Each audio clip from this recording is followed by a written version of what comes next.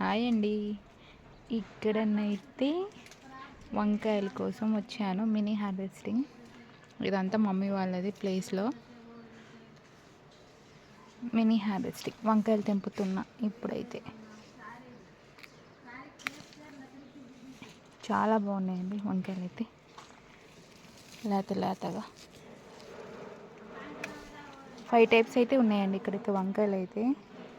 Green, purple, black.